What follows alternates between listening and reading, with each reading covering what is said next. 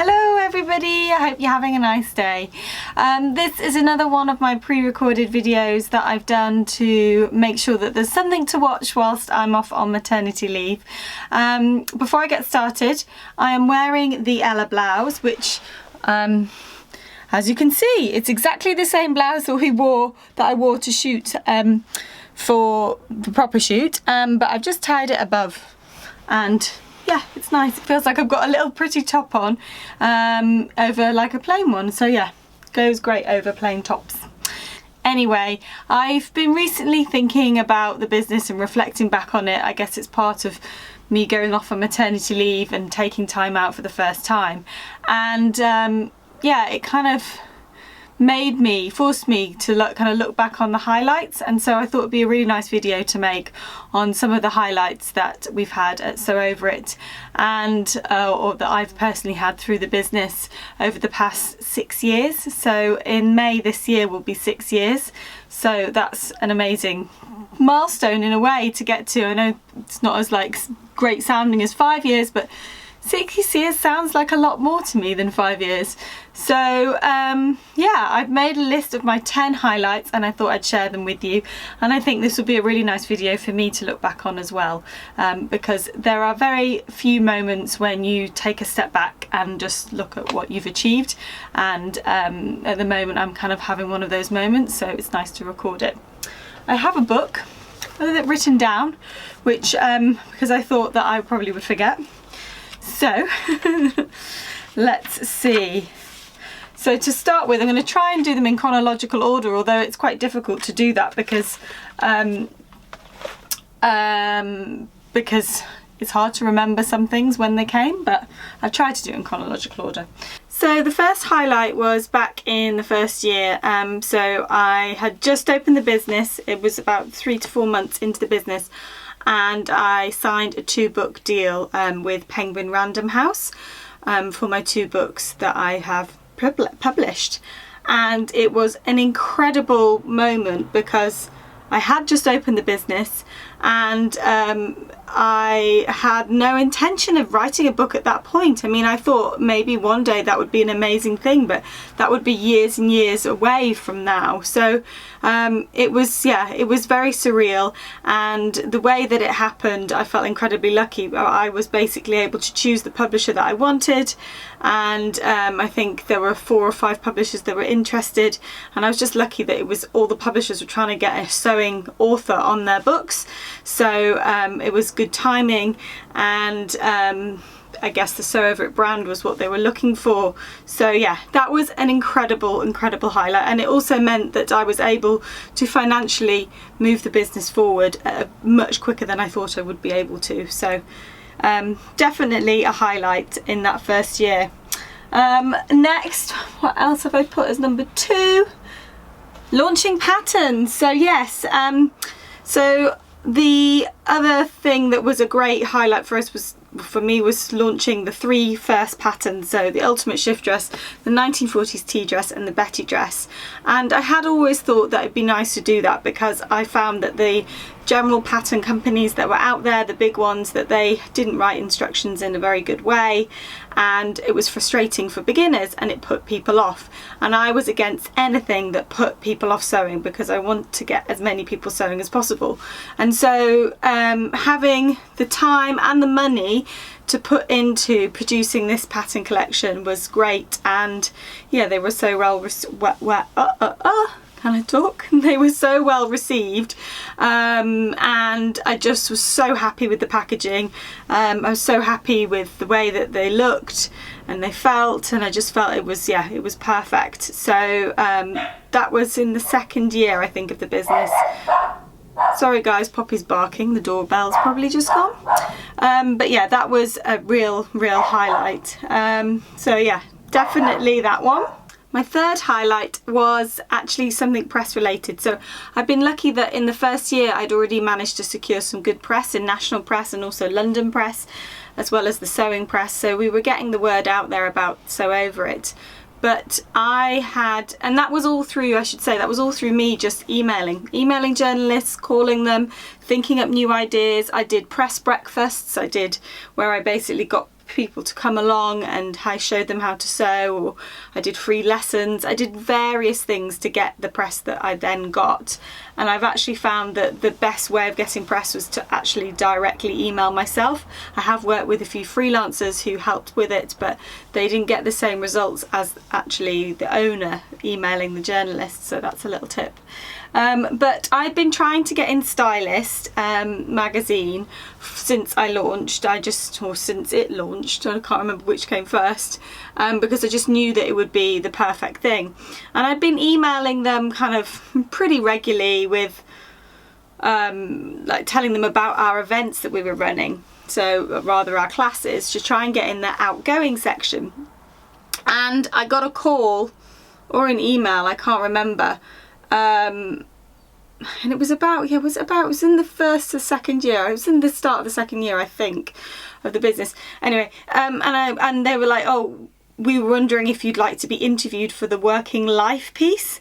Now, the working life piece is that amazing piece about somebody every week and what their daily work, day-to-day kind of work schedule is like. And it's kind of in PR, it's like the holy grail to get. If you've got a female person that you're promoting, it's like the best thing you could get them in London, but also it has a further reach. It's just a really read piece, and I literally couldn't believe it. And I remember thinking, I was like, well, how did you know about me? They're like, oh, well, we were talking to you about you for putting you in the outgoing section, and we've got this handmade issue, and we just thought actually it'd be really nice if we could have you as that. Anyway, so that was literally one of those moments where I jumped up and down on the phone. I was on the phone to them and I was literally jumping up and down. I hope the journalist didn't hear. I was so excited, and I was right to be so, because it did open doors in that it just meant that we got a lot more customers. We then got other press from it. We also kind of, on a business, the partnerships that I do with other brands and things, that was kind of gave us a bit more credibility, and it sits on their site all the time now. You can look it up. So yeah, that was a big highlight. Moving on from the kind of that kind of press, another highlight was securing my column with Prima. So I was introduced to the Prima editor, Gabby, and we got on really well, and she took me out for lunch, which made me feel very special, and asked me if I wanted to write a regular column for them. So I have done that. I think I'm in my third year now with them writing that, and that's on customizing clothes. So it's a really nice entrance into sewing, because it's just some really easy basic projects that I do, and I usually have one or a double page spread in Prima magazine every month. And Prima magazine, in case you don't know it, it's a women's monthly glossy magazine, but it's one of the top 5 in the UK, so it's got a really good readership. And still now, when I'm at the shows, people come up to me and say, oh, you know, I know of you because of Prima, or, you know, I love that project. Or someone recently said, oh, I only buy Prima for you because I love your projects, which is just like a lovely thing to hear. So yeah, that was an amazing highlight, and it's been great for my profile as well, because I've been able to reach people and yeah, have that kind of regular feature in a magazine, in a big national magazine. This is really hard. As I'm talking about this, I'm thinking of other things that I wish I could add in here.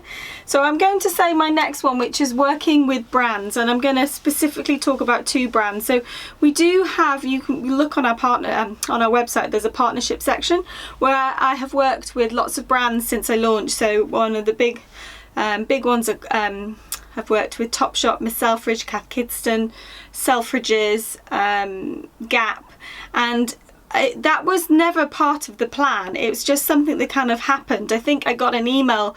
It was first with Cath Kidston. I used to run there. They used to do craft activities in their stores across the whole of the UK, and they used to come to me as a kind of consultant to set them up and run them in their flagship, and then they would roll them out across the country. And so I've done various things with Cath Kidston over the years, which was the way I kind of got into it. And then other brands found out about that, and we then got approached to do press days and various other things. But a couple of the highlights, I think, of that side of the business have been working with Selfridges. So when Selfridges launched their denim studio, we were brought in to run free customizing service for their customers. So the denim studio launch was like a big thing for Selfridges, and we were there for the whole of the summer, the first sort of 3 months of the opening, every weekend, and not only would we show people how to do it, and then we would also do it for them. So it was just great to be partnered with a brand like that, and it was lots of fun being part of their launch as well. And then the other partnership that's particularly stood out is the one that I've had with Gap. I worked with them first on other in-store events, and then they approached me about a big project called the Denim Addict, which they now have rolled out across the country, and they're now, I think they do it in France and Italy where they have franchises. I think they're trying to get it in their kind of Asian franchises, but they've definitely also pitched it now to America and hoping that will roll out there. And it's basically a program where they're kind of elevated customer experience in denim, so they're basically offering customers more highly trained staff in denim, so the looks, but also in altering your denim as well, so taking up your jeans basically. And so I run regular sessions with Gap employees on how to take up jeans, and I have to kind of tailor it to a lot of people haven't done sewing before, so I do these special training days where I teach them to sew, and then I get them to this standard where they can go away and practice, and then ultimately alter the jeans for customers in store. And I think the stats are incredible. I mean, I think last year 5,000 pairs of jeans or something were altered, and they're all by people that I trained. So that's been a real success story, and has been something that wasn't part of the plan, and still is a side part of the business, but it's an amazing thing to have a big brand like Gap or Selfridges or Cath Kidston want to consult with me over things like that. I feel very flattered. So that's been brilliant professionally. Next, 6, opening Islington. So opening Islington nearly broke me, but it definitely was a highlight. So I think going from one shop to 2 shops is just a big thing.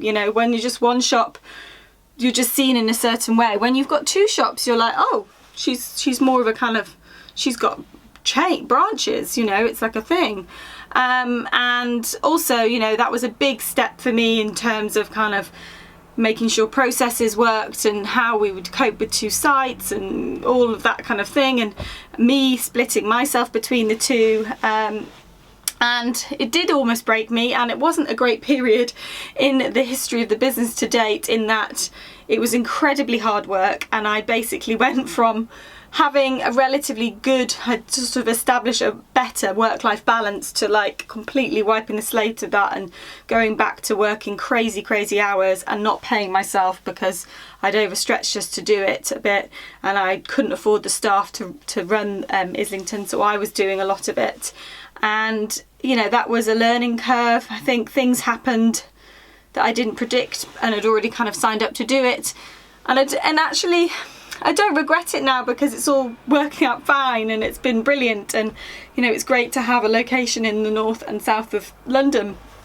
But at the time, that first year, it was really hard work, and there are many times I was like, what have I done here? Why did I do this? I should have just stayed with one shop. But now I'm past that difficult stage. I look back on it and I think, wow, that was a massive achievement, and you really work to make that work. I just wouldn't accept that it wasn't going to work. I was going to make it work, and I would work until I was collapsed on the floor, which is often the point that I get to make it work. And I get asked a lot, would you open 3 shops? And if you asking me that now, I say no, because I don't think I've got the energy to do what I had to do there again. And also I've now about to have a family, and I won't be able to work as hard as I did then to get that off the ground. So I don't know, but I never say never. I'm always open to things, but a 3rd shop is definitely not on the horizon. Number 7, launching our online classes.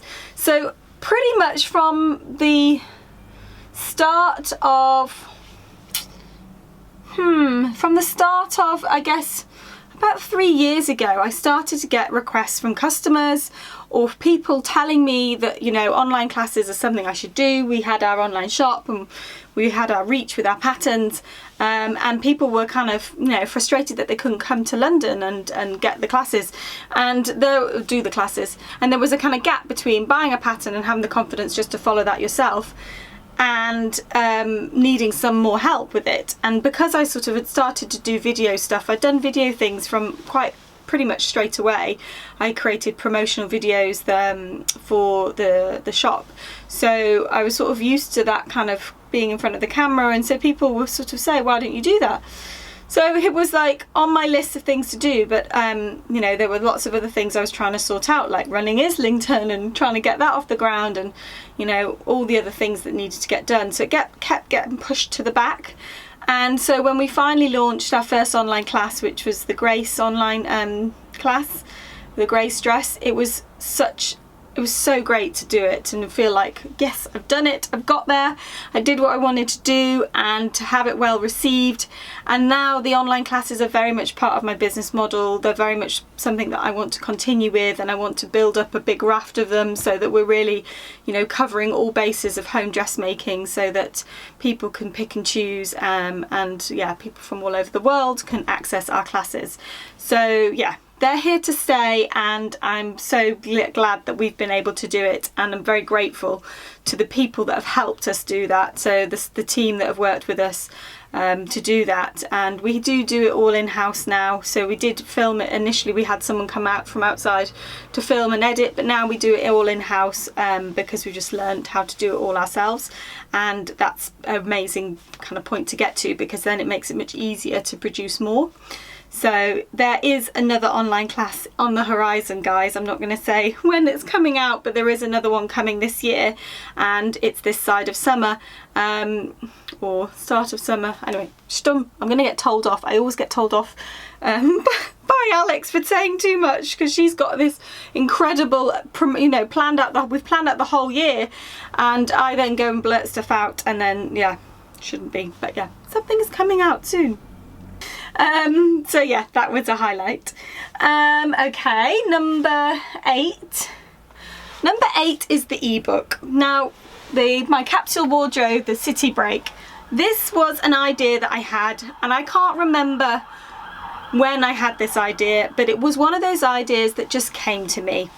I think I was it wasn't on a plane, but it was before I just went on a trip with my friends, because I remember being on a plane to a trip with my friends and brainstorming, you know, being like, guys, what would you want to have in this kind of capsule wardrobe if you were going on a city break? What kind of clothes would you like?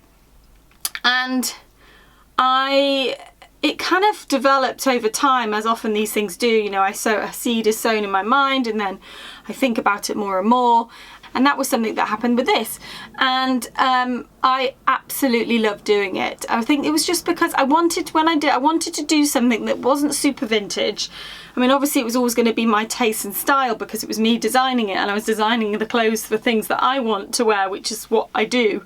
But it was a way of me showing, you know, look, we can do kind of everyday clothes as well as vintage clothes, and I wanted to have a product that was slightly different from our pattern collection.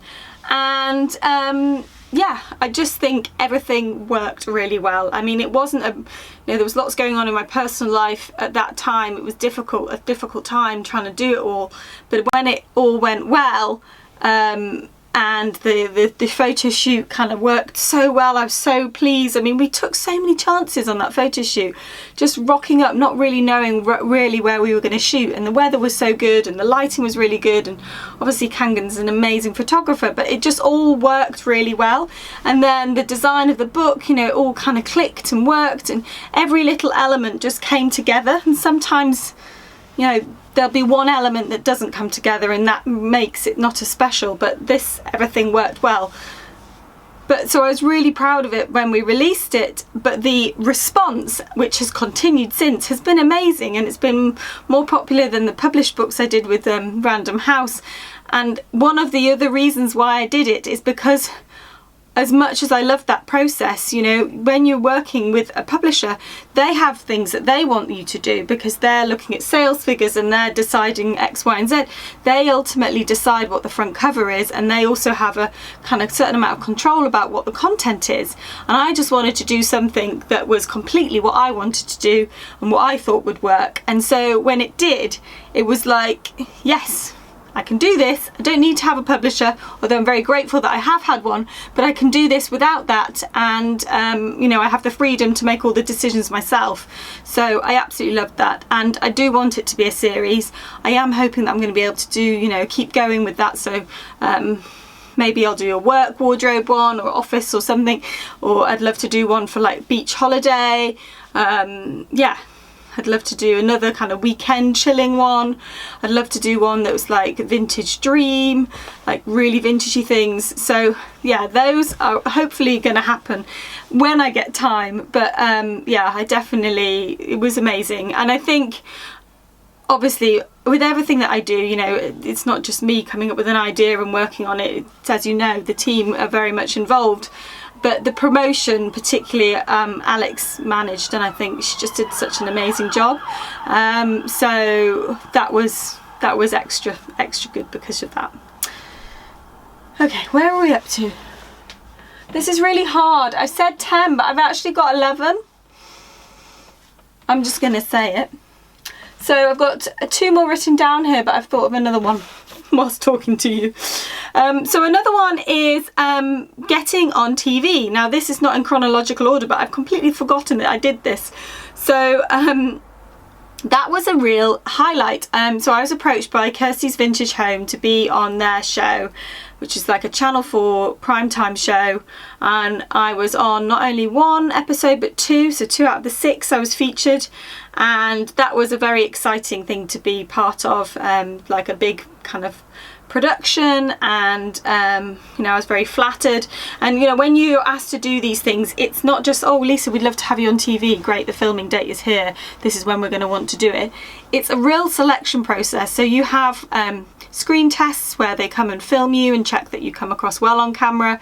They do endless interviews. Then, you know, you have to be signed off by the channel, so Channel 4 have to agree that they want you on there.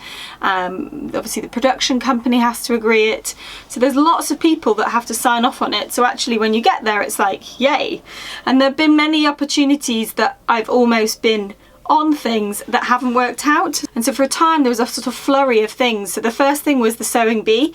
I was shortlisted to be the judge on that, so the first ever series, and I had endless screen tests and meetings and various things, and it didn't end up happening. And the main feedback was that I was too young. They were looking for a Mary Berry of the sewing world, and so that didn't work out. And then there was a programme that Dawn O'Porter did, I can't remember what it was called. It was about vintage clothes. It was again on Channel 4. And I was actually on the pilot that never aired. And in the end, I mean, TV is quite fickle. In the end, they decided to go with somebody else because I think they felt like they needed to have more of a kind of even spread of people from different areas. And I think me and Dawn O'Porter were too similar in that we were similar age, and you know, similar kind of the way that we spoke, and I guess the way we look, as in we were both brunettes. I don't know, I never really got to the bottom of it, but somebody decided that they didn't want to have me on the show, so I was just in the pilot. But you know, that was fine because TV was never going to be the main thing for me. It was just, you know, a nice additional thing.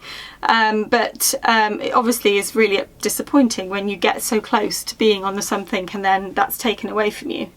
But it was certainly a highlight being on Kirsty's Vintage Home. And then I was also on Alan Titchmarsh's show, and Alan Titchmarsh is just the nicest man. He was so lovely. I was so nervous. I was on it twice, and the first time my left leg would not stop shaking. It was like uncontrollable shaking. And my northern accent came out so strong because he's northern, and I remember my family watching it, and my parents' friends and everyone was like, oh, Lisa's so northern still, we love it. and they were like, she doesn't normally speak like that. I think it's her nerves.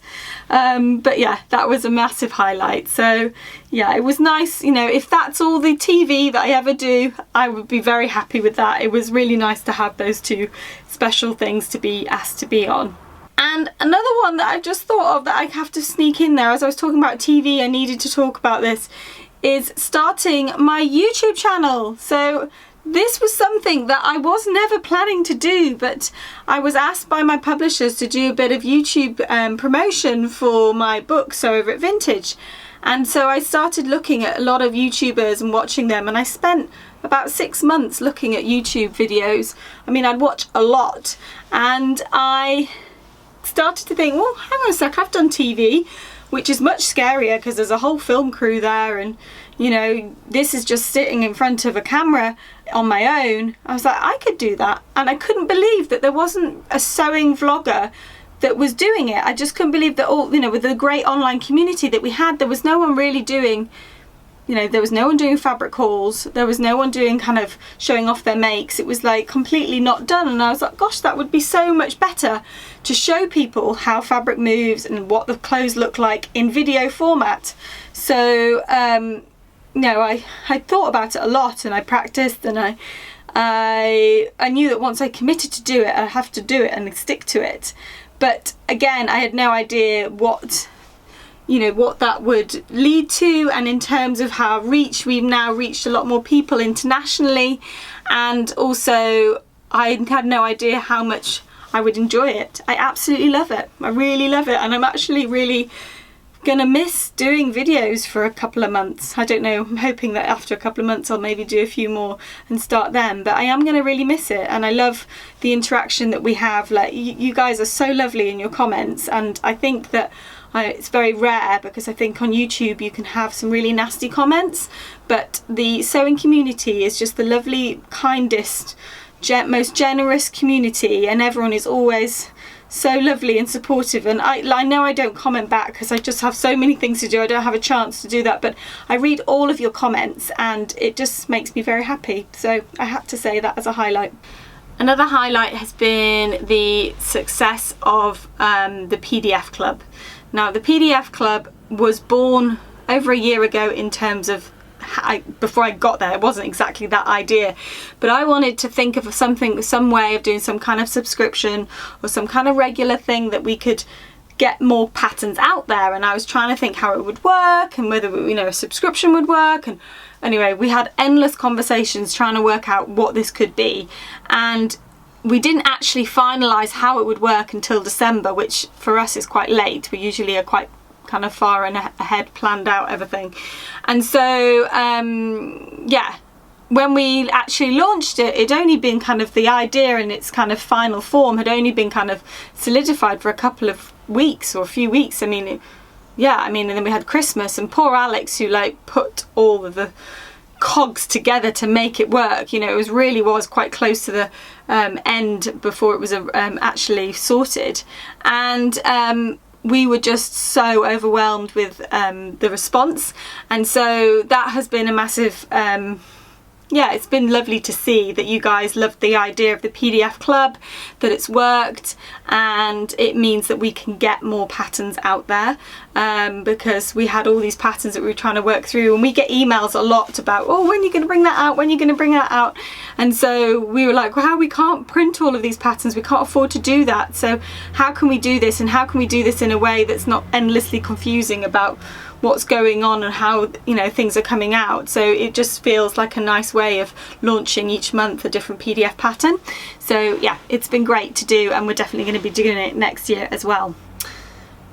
Okay, final one. I've definitely forgotten some stuff. This is really hard. As I talk through the business, I'm like, there's so many things that are considered highlights in my head, but I'll be here for all day. So another highlight, I'm going to say two more actually. This year we got our first award, which was amazing. Unfortunately I wasn't there. I was on holiday when they were announced the awards at the Stitches show, which is a trade show.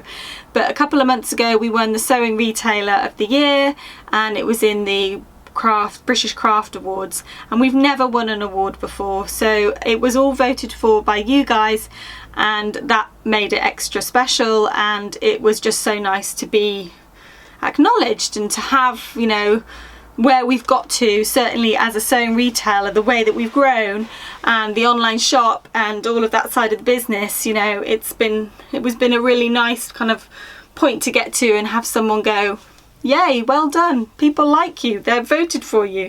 So yeah, we were all, like, the whole team, and it was very much an award for all of us. It was not, you know, just for me, it was for, you know, everybody who has built the business to where it is now, and made it so professional, and made it you know, I think that the customer service that the girls offer is amazing, and yeah, I'm just, yeah, really proud of us for that. So that was a real highlight. And I guess the final thing I have to say, which there was a moment this Christmas, so at Christmas we had a Christmas do. We always have a Christmas do every year, but this year we had a really good year, and I wanted to invite the partners as well, so people brought their boyfriends, husbands, partners, and we had a really lovely special dinner. And I did what I do every year, which is a quiz. So I do like a general knowledge pub quiz, and it was a really special evening, and I decided to say a few words about, you know, how great the year had been. And whilst I was doing that, I just looked around the room and I was just like, oh my goodness, look how big we are, look how many people we now have. Like, there are like 12 people that work, you know, as kind of part-time or full-time people, and there are over another 10 that do freelance work for us, and teachers who, some of them teach full-time. Like, we've grown to this amazing team, and not only is it like a big team, but it's also such a lovely team and such a family, and everyone supports everybody.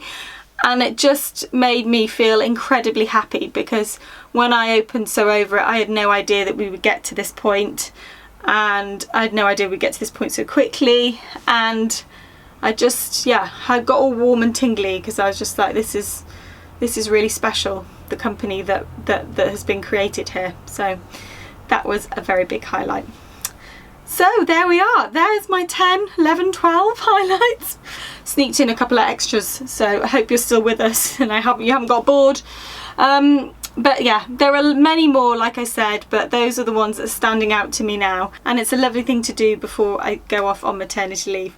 So that's it for this week, guys. I'm sure I'll see you soon. Bye.